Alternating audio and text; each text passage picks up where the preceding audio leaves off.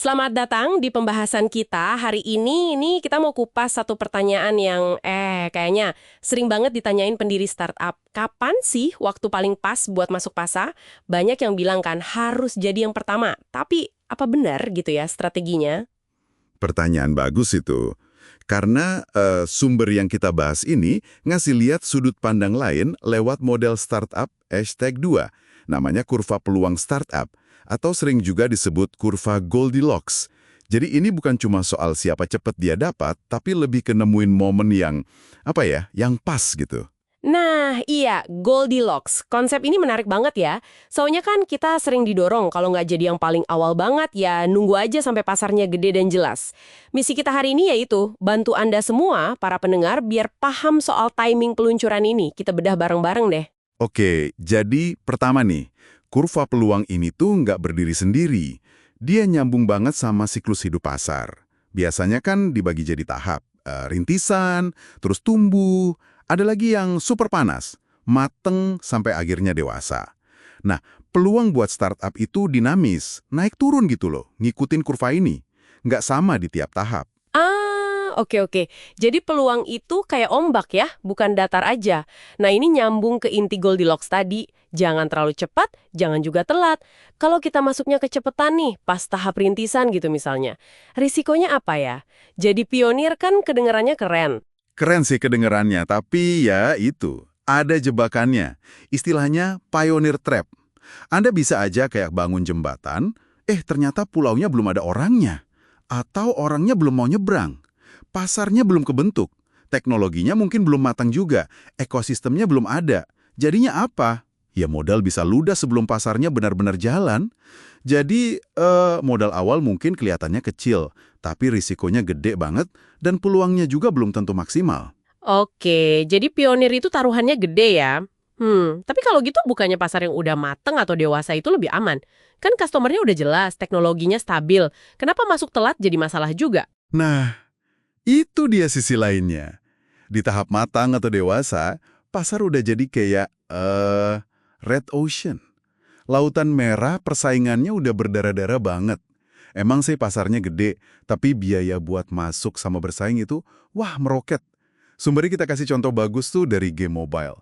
Biaya bikin game yang tadinya mungkin, katakanlah $25.000, bisa jadi $10 juta lebih buat game kelas atas. Wow, jauh banget ya. Iya kan?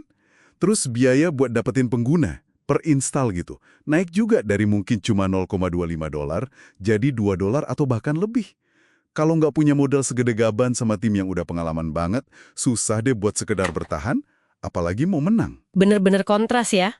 Dari resiko pasar belum siap, jadi resiko persaingan yang gila-gilaan. Terus di mana dong letak zona Goldilocks yang katanya pas itu? Momen pasnya di mana? Momen pas itu menurut model ini ya, seringnya ada di akhir tahap rintisan dan awal tahap tumbuh. Ini kayak blue ocean lah relatifnya. Jadi pasar udah mulai kelihatan tanda-tandanya, udah ada validasi, tapi belum penuh sesak sama pemain raksasa. Disinilah kurva peluangnya mulai naik tajam. Dan yang penting juga modal yang dibutuhin di fase ini belum segede di fase matang tadi kan? Jadi kayak sweet spot gitu ya secara strategi. Ini juga waktu yang bagus buat para fast follower dong. Tepat sekali. Ini sering jadi momen ideal. Bisa buat jadi salah satu pemain awal yang pinter, atau yaitu jadi fast follower. Mereka ini yang bisa belajar cepat dari kesalahan atau langkah para pionir, terus masuk pas pasar mulai kebentuk tapi belum jenuh. Mereka nggak nanggung resiko paling awal, tapi masih bisa ikut naik di gelombang pertumbuhannya. Ini poin menarik banget soal ukuran pasar lawan momentum. Seringnya kan kita mikir peluang paling gede itu pas pasar udah paling besar, di tahap matang. Tapi kurva ini bilang nggak gitu. Betul. Jadi wawasan kuncinya itu bukan cuma timing is everything, tapi lebih ke momentum pertumbuhan pasar itu seringkali jauh lebih berharga buat startup daripada sekedar ukuran pasar absolut saat itu.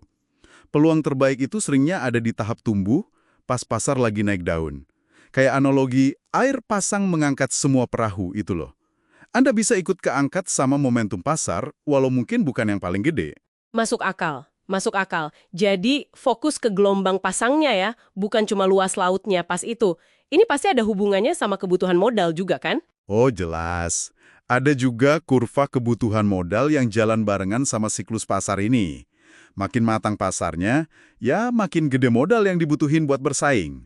Buat riset, produksi, marketing, cari orang jago. Nah, di zona Goldilocks tadi, kebutuhan modalnya masih relatif lebih masuk akal lah sebelum nanti naik gila-gilaan di fase berikutnya. Oke, jadi kesimpulannya jelas banget nih.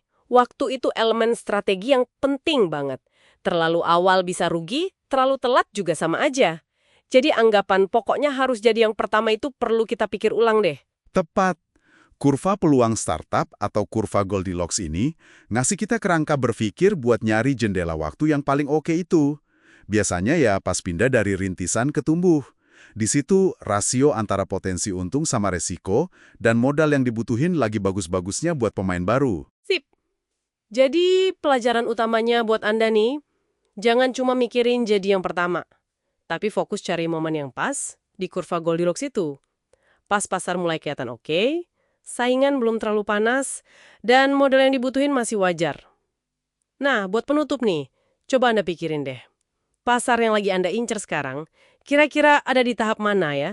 Terus posisinya di kurva Goldilocks ini gimana? Nemuin momen pas itu bisa jadi langkah awal yang nentuin banget arah startup Anda ke depan.